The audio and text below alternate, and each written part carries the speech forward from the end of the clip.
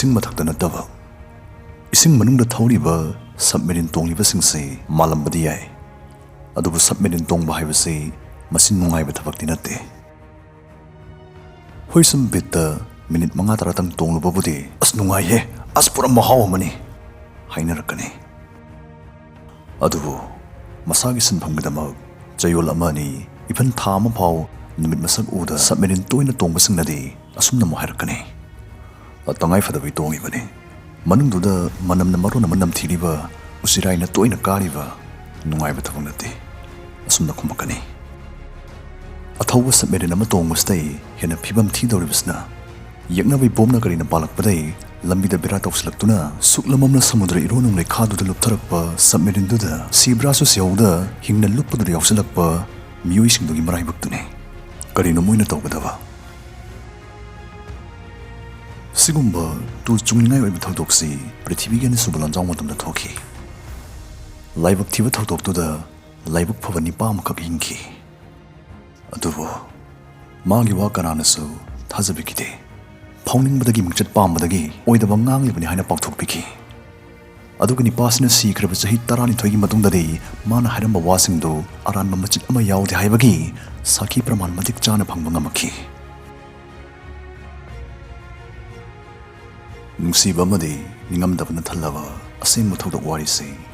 mayamda khudol tamjage prithibigi ani suba lanjaw matamne Mediterranean samudrada British Navy amadi Italian Navy kanna thengainari matamsta Mediterranean samudrada thawjiluba submarine manga gi manungda anidi nongthaktai bom thatrakpadai boiro irolnunggi mind thawjilubadai boiro hekta luppi haijakibaduni luptharakpa submarine singdi achoba yotki kuwamaga pangkhangni trading pambasingdama irailaina sinabaya tambada matam changdaba trading platform ama haijage binamao apps ekhozik download toring minase real account say ₹49,050 ni assumption thomas na haitringi tamlisna nava demo account ne sidai kuina tawdoi graphs matakta haigalakni natraga makhata haithrakni haibasi hisab tawduna invest tawgadabani haigalakni khan hisab ta green button sinamigani haithrakni khalagana red button sinamigani investment button nagi thadaning basel gi sang khangani example oina ₹7,000 investor gi yingse investor ki badai real account say ₹42,050 tangai hore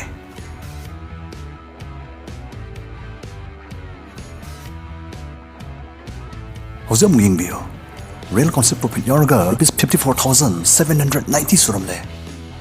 deposit buttons na nambiraga yam line deposit abusiyai description nagi download tobiyo binamao lanjang manungda British Navy gi apunba submarine humputrama palukhi humputrama pansigi manungda HMS Perseus ko submarine ama amadi masida tongki bani pa magi warini mayamna tabi doribase HMS Perseus British na palibi Egypt ki Alexandria hi thangpamdagi Malta hainiba yeknabna language and krabi thachtaida lona khuchuklai honjuluna kidmak thakibane 1941 gi November tarik 16 ta submarine si Malta yormaga ahenba supply lona naba amuka lakhi laibuk thibadi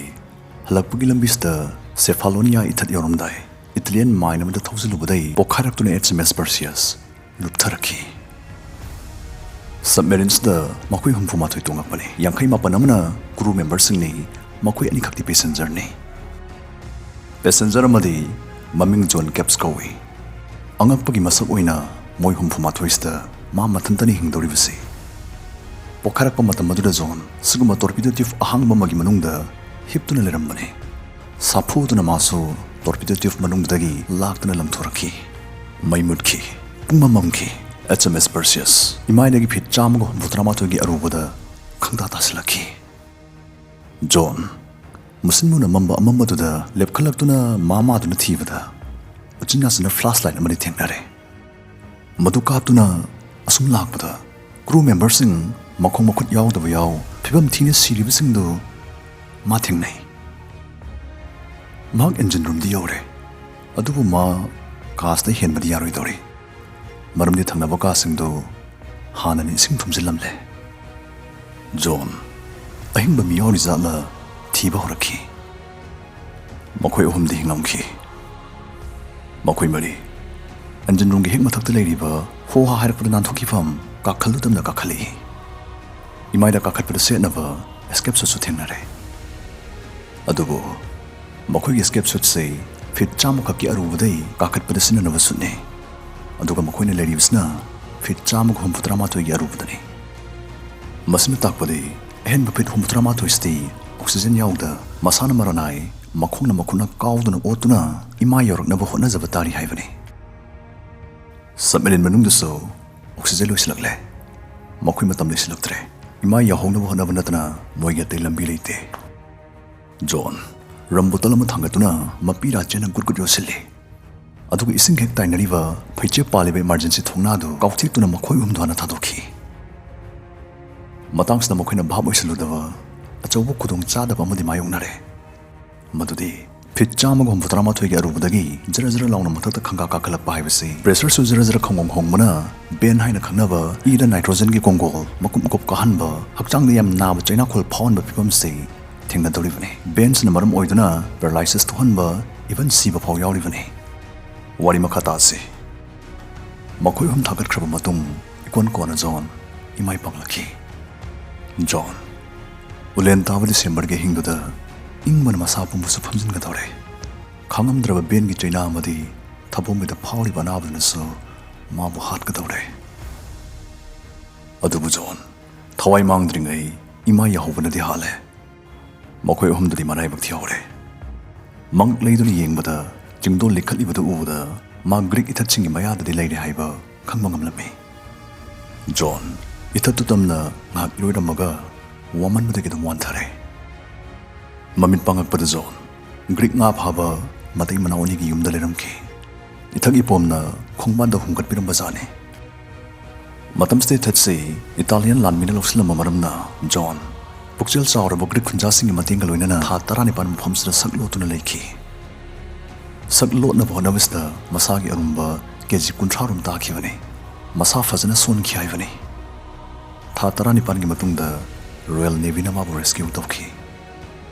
rescue mission si mai pahanbada pukchel saur bogri kunjasingna chauna tingmangki maraibak yorokpaga magi mathuna maringjelbu ikai khumna butpoina lengakna mabo British Empire medal piduni kai khumna butki adubo laibak thibade laibak prajasing manakta manas chiraba phumdagi thawai hinglapgi wari se masi utpane semjin sajan bane mingchat pamdagi oidaba nganglebani haina ising isawgu mabu patnam bi bahoraki fit chamaga humputrama thoige rubadagi ma mathanta kamdawna hingna phawgalak toribano oithoktabani minambane John khwaidagi machin thiba misak amoina laibak prajana lokhi yengthiki nokrem haikram na bekhi asumna lonam chawbo haiba ming thulamaga loinana John 1985 ta nongakhi adubu ma lekitrab chahi tarani thoigi matung 1997 da de mana leramba samudra lekhadagi samnada lituna thawai hinglakibagi wari do minamba machat amata yaudi haibagi saki praman matik chana phangba ngamaki